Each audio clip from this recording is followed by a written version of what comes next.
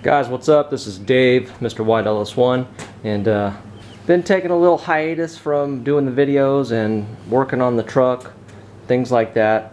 And I've been attending foster parenting classes, so me and the wife are going to do that soon, so that's been taking up a lot of my time. In addition to that, I have completed Dr. Turbo Joe's engine here. Basically, he's going to put the intake on and whatever oil pan he needs for his application, but that is ready to roll. The I guess a little bit more about it. It's a LS9 cam, so you can see here I got the LS2 front gear on there, and it's just 317 heads with the LS6 valve spring. So you can imagine he's going to bolt 2 swooshers on there. So back over to the truck. I kind of want to do this little intro video to let you guys know what direction I'm going with the truck. I have ordered vintage air. Alright, so I've ordered the kit for the truck. So it's everything that you need to make this truck have AC. It comes with controllers, the compressor, all that good stuff. The nice thing about vintage air is that they have a lot of the LS stuff too. So I've got the high mount bracket with the LS high mount bracket, and then that also comes with the correct compressor that has, you know, the drive for the serpentine belt there. So that all's coming. I think I ended up paying about $1,600 for that, $1,650, and I thought it was worth it because I was gonna try to piece it together and, you know, use some you know, just go to the junkyard and get stuff and buy stuff here and there, and then, but you know, every time I do it that way, by the end of it, you know, I would be in it more than just buying a complete kit that's ready to roll, you know, because you got to think, you know, you got hoses and this and that, and especially with the LS, you know, it's not just a direct bolt in, and that's why I'm going that route. So got that coming. It should be here on Thursday, so we can get in here and break it down, do some stuff on the weekend. Next weekend coming up. Going to tint the windows, possibly insulate it a little bit better, I don't know. As long as the AC keeps the cab nice and cool with the tinted windows, I'll probably be okay. But we'll see how it is. If it's hot or I think it needs more, then I'll go ahead and do some more insulating with the cab. So just to take you in here, show you the cab. I know a lot of the people have been following the build, and I appreciate you guys, but anybody just tuning in, it's basically just stock carpet, stock seat. Just put this nice, you know, it's just a blanket over it because it's got some tears in the side. It's still supportive. I just didn't have the money to get a seat, and I don't know, I'll roll with it for a while. It's got an aftermarket deck, got a newer steering wheel that's a little bit bigger for a hand. I swapped out, when I got the truck, it had a 350 and a 700 R4, so that stuff went.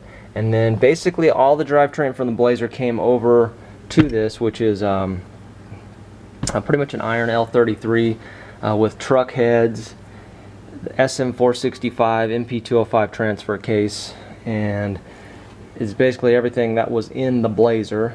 And so up underneath here, it's just the Reflectix insulation. It's like that bubble wrap with the like the reflective stuff on it, and it works really well. So I'm pretty happy with it. The door, I might do some insulating with the doors, and I might do something maybe up here. I don't know. I still got to research and see what the best kind of insulation would be for it. So a little on the truck. You know, it gets driven hard and put away wet every time I drive it. So it's always getting abused, it's always getting beat on, and that's the way I like it. After the AC, what I do have, I'm waiting for my buddy to take this out of his K5 because he's swapping to a manual, but I'm picking up a Turbo 400 and an NP205 combo, alright, that I'm going to be putting in here. So I'm not sure if that's going to happen quite, you know, when the AC happens. I think I'm going to do the AC first, get that all rolling, get my windows tinted, get everything, you know, operating correctly with that.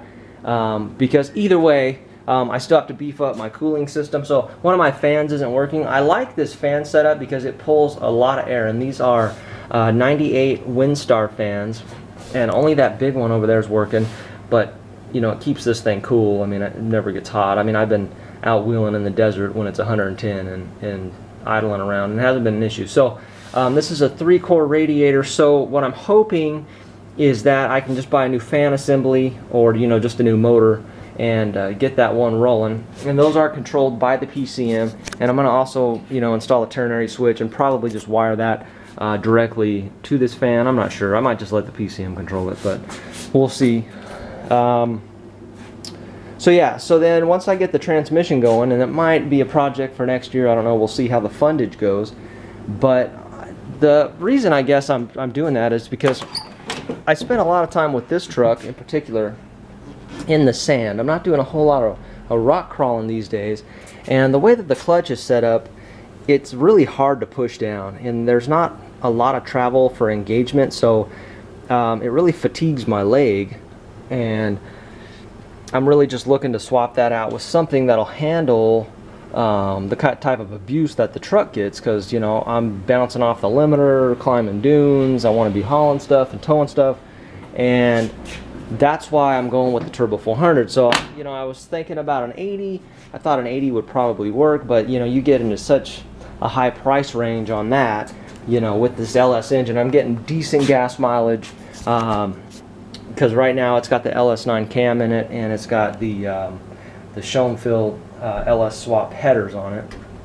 So it's still getting decent mileage, even with that transmission without a lockup converter. I think I'll still be okay, but we'll see. So I'm planning on doing the TCI converter. It's like an adapter converter. You can run it with the 400, and it bolts to an LS1 flywheel.